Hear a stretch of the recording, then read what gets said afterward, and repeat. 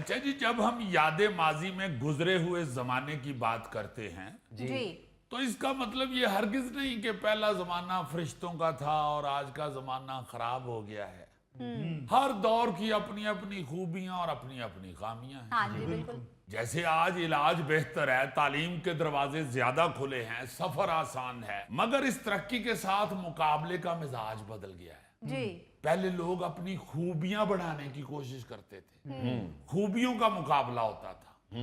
आज ज्यादातर लोग नुमाइश में लगे रहते हैं। हाँ जी पुराने जमाने के जो लोग थे वो भी एक दूसरे से आगे निकलना चाहते थे, मगर उनके मुकाबले में मट्टी की खुशबू, रिश्तों की गर्मी और हंसी की मिठास होती थी। अरे वाह। बिल्कुल सही। उस वक्त ना किसी को ये फिक्र होती थी कि उसकी तस्वीर पर कितने लाइक्स आए हैं हाँ या कितने व्यूज हैं मेरी पोस्ट के ऊपर, हाय हाय हाय। या मैंने जो बताया है अपना आप उसको लोगों ने कितना अप्रिशिएट किया या कितनी गालियां पड़ी हैं। हाँ जी ना किसी को ये परेशानी होती थी कि उसके कितने फॉलोअर्स हैं। सबसे पहला मुकाबला सेहत का होता था। मुझे याद है कि बाकायदा हर बच्चा जो है ना जी, वो अपनी सेहत अच्छी करने में लगा होता था। सही। अगर किसी गांव में कोई शख्स चौड़ा चकला मजबूत डील डॉल वाला जी जी नजर आता था तो लोग कहते थे कि ये है असल जवान। हालांकि उस जमाने में जिम जाने की जरूरत नहीं पड़ती थी। खेतों में ही हल चलाते थे, कुएं से पानी खींचते थे, मीलों पैदल सफर करते थे, जी वही वर्जिश हो जाती थी। वाह जी। मैं हैरान होता हूं कि उस दौर में मुकाबलेबाजी ऐसी ऐसी अजीब चीजों में होती थी जी कि जी आजकल के बच्चे सुने तो वो हंसेंगे। जी मूछें बड़ी रखने का मुकाबला होता था। आपको याद होगा कि किसी ने मूछें रखी हुई है ना जी, तो बाकी दोस्त कहते थे यार इसकी मूछें बड़ी तगड़ी हैं। वो किसी और ਨੂੰ ਵੀ ਐਵੇਂ ਮੁਸ਼ਕਲ ਚੜਦੀ ਸੀ, ਉਹ ਵੀ ਮੁੱਛਾਂ ਵਧਾਉਣ ਲੱਗ ਪੈਂਦਾ ਸੀ। ਔਰ ਤਜਜ਼ੀਆ ਹੁੰਦਾ ਸੀ ਕਿ ਇਹ ਆਪਣੀਆਂ ਮੁੱਛਾਂ ਨੂੰ ਮਲਾਈ ਲਾਂਦਾ ਹੈ, ਦੂਸਰਾ ਕਹਿੰਦਾ ਹੀ ਨਹੀਂ ਨਹੀਂ ਦੇਸੀ ਘਿਓ ਲਾਂਦਾ ਹੈ, ਤੀਸਰਾ ਕਹਿੰਦਾ ਹੀ ਨਹੀਂ ਯਾਰ ਸਰੋਂ ਦੇ ਤੇਲ ਨਾਲ ਇੰਨੀਆਂ ਵੱਧ ਸਕਦੀਆਂ। देखो ना यार, ये वाली चीजें आपको एक वांडो का लड़का ही बता सकता। और मुझे यकीन है कि शाहजब ने भी इस मूंछों के मुकाबले में लाजमन हिस्सा लिया। अच्छा, फिर मूंछ को इज्जत समझा जाता था। हाँ जी। मूंछें सिर्फ बाल नहीं होते थे बल्कि लोगों की इज्जत होती थी वाह। और शख्सियत का हिस्सा समझा जाता था। जी शौकीन लोग आधा आधा घंटा मूंछों को ये मक्खन तेल ये वो लगाते थे। वाकई ये सही कह रहा है, मैंने खुद देखा हुआ है लोगों को। एक बंदा, मैंने मुझे याद है आज तक, अल्लाह बख्शे फौत हो गया हुआ है, वो मक्खन लगाया करता था अपनी मूंछों को और साथ ये कहता था कि एवें नहीं भाई जी मुच्छां वधियां, मक्खन लाए ने। चूंकि उस वक्त ना जी ये वाला मुहावरा भी चलता था जी कि मर्द दी मुछ ते औरत दी गुत, ये जनाब शख्सियत का बड़ा अहम हिस्सा है।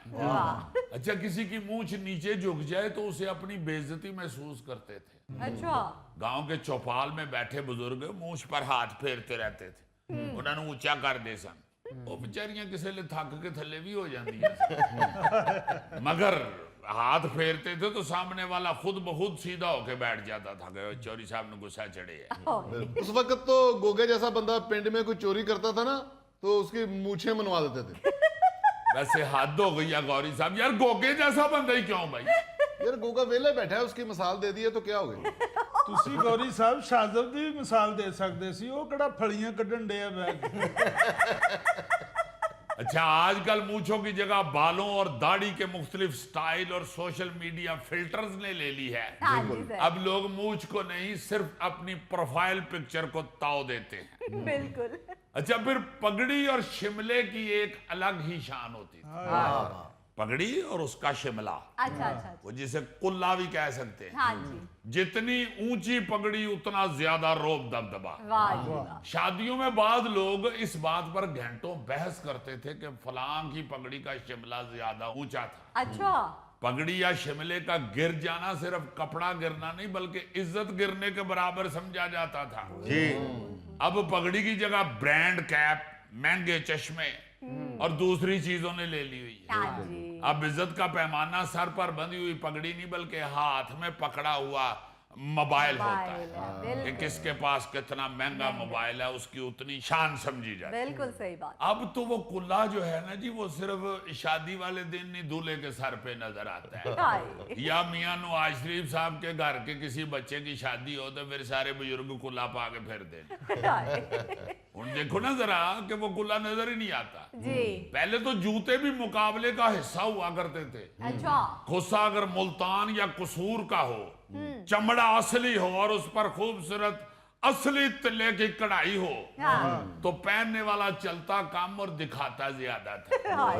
दूर दूर धूम होती थी उसके खुस्से की अच्छा। कि वहां जो खुस्सा या जूता है ना जी वो मंगवाना पड़ेगा, वो जो फलाने ने पहना हुआ था।